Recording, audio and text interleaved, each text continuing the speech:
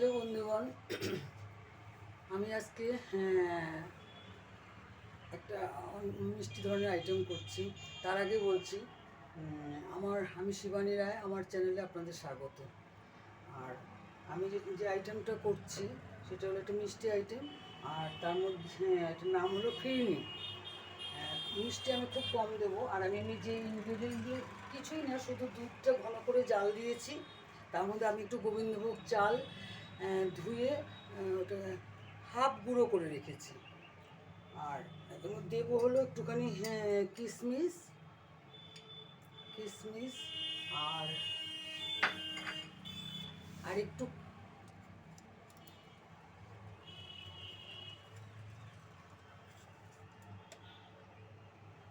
একটু কাজুটাকে আমি একটুখানি ঘি দিয়ে একটু ভেজে রেখেছি। আর চিনি রেখেছি। চিনি আমি খুব কমই দেবো, আমি এটুকু রেখেছি, কিন্তু আমার মনে হয় না ততটা লাগবে। আর আমি একটু একটু এলাচ রেখেছি। আর আলাদা একটু দুধ খুব ঘন করে একদম ক্ষীরের মতো করে রেখেছি, তো ওপর দিয়ে একটু দেওয়ার জন্য। এর মধ্যে সামান্য একটু মিষ্টি দেওয়া আছে। এবার দুধটা জাল উঠে গেছে। এইবার আমি দুধটার মধ্যে ওই মানে হাফ ভেঙে যে চালটা, গোবিন্দভোগ চালটা রেখেছি, সেই চালটা এবার দিয়ে দেবো। আর দিয়ে সঙ্গে সঙ্গে খুব নাড়তে হবে, না নাড়লে চালটা মানে মানে একসঙ্গে জমাট বেঁধে যাবে। জাল উঠে গেছে। এবার আমি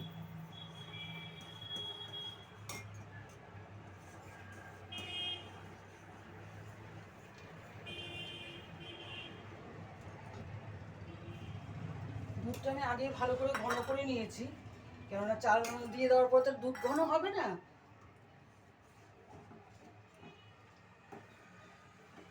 এইবার জাল দেব এখন। তারপর চালটা যখন মানে সেদ্ধ হয়ে যাবে, তখন আমি মিষ্টি, একটু এলাচ, তারপরে হলো কাজু কিশমিশ, এগুলো দিয়ে দেবো। এটাতে গোবিন্দভোগ চালটা হাফ ভাঙাই দরকার হয়।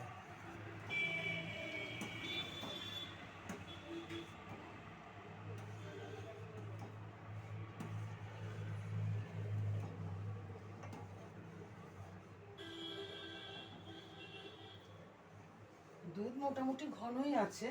এখন চালটা ওই ভাঙা চালটা ফুটতে যেটুকু সময় লাগে।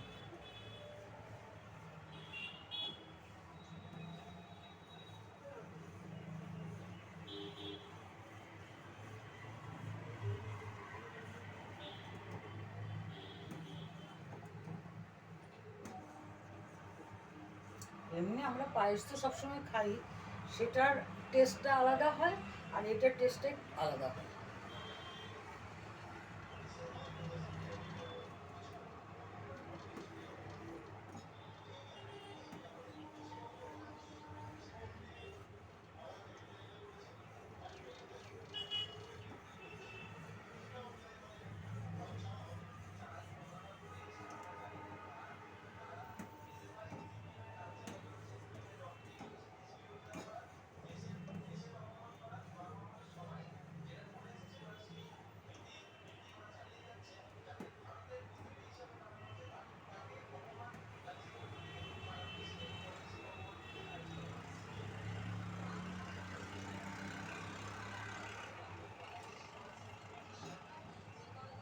আর গোবিন্দভোগ চাল তো, এটা ফুটতেও যে খুব বেশি সময় লাগবে তা না। আমি চালটাকে আগে ধুয়ে একটু ভিজিয়ে রেখেছিলাম, তারপর চালটা একবার ড্রাই করে নিয়ে তারপর একটা কাপড় শুকিয়ে নিয়েছি, নিয়ে তারপর এটাকে হাফ ভেঙে নিয়েছি। আর মিক্সিতেও পেস্ট মানে গুঁড়ো করা যায়, কিন্তু মিক্সিতে বেশি গুঁড়ো হয়ে যায়, সেই জন্য আমি মানে নোড়া দিয়ে অল্প অল্প গুঁড়ো করেছি।